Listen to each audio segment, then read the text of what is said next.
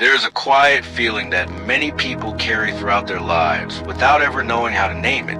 A sense that we don't fully belong here, as if we are strangers in the very world we inhabit.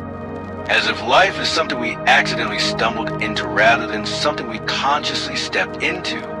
We move through our days with subtle sense of separation, the world existing out there, moving at its own pace, while I remain here, trying to think correctly, live correctly, respond appropriately, as though there's an invisible distance between ourselves and everything else. But what if this feeling of separation is not the truth? What if it is simply a familiar way of seeing that we have never stopped to question? What if it is part of a much larger illusion we have lived inside for so long that it feels natural? There was a philosopher named Alan Watts who once suggested an idea that may sound radical at first, yet becomes strangely comforting the longer you sit with it. He pointed out that just as black implies white, and life implies death, the self also implies the other. In other words, nothing exists entirely by itself, separate and independent from everything else. And when this is truly seen, we begin to stop feeling like strangers in the world, not visitors here on probation, not accidents of chance, but something absolutely fundamental to existence itself. What matters is that he was not trying to convince anyone, nor was he attempting to prove anything. He simply offered the idea gently and suggested that we play with this possibility, allowing it to open the mind rather than forcing it to be true. What this philosopher was really pointing toward was not a belief system meant to replace another belief system, but a subtle shift in how we experience being alive. We are used to thinking of ourselves as separate individuals, confined within our bodies, moving through a world that feels external and distant. But what if that separation exists only as a mental construct, rather than as reality itself? Just as a wave is not separate from the ocean, you are not something placed into the universe as a foreign object. You are something the universe is doing right now in this form with these thoughts and emotions. This does not mean that you are special in a superior sense, but that you are essential in the same way everything else is essential.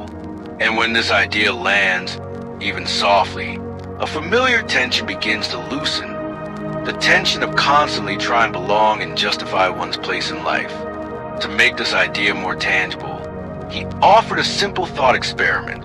Imagine that every night you could dream any dream you wanted. And within a single dream, you could live 75 years, or any length of time you chose. At first, you would naturally design perfect dreams, where every desire is fulfilled, every pleasure is available, and everything remains under your control. But after a while, perfection would become predictable, and predictability would quietly drain the experience of vitality.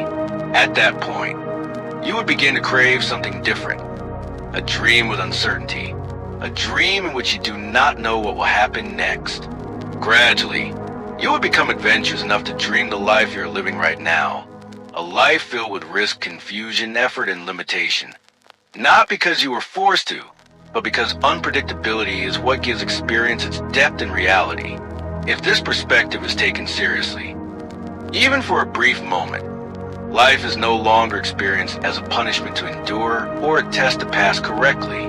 It begins to appear as a chosen experience, not chosen by you as a small individual personality, but by something deeper, the same depth that plays all forms into existence. And when life is seen this way, fear takes on a different texture, meaning subtly shifts, and struggle is no longer automatically interpreted as proof that something has gone wrong. This philosopher never asked anyone to believe this idea. He simply invited us to sit with it, to consider the possibility that we are not here by accident, not separate from life, not merely enduring existence. Perhaps life is not something happening to you, but something happening as you, and that thought alone is worth spending time with.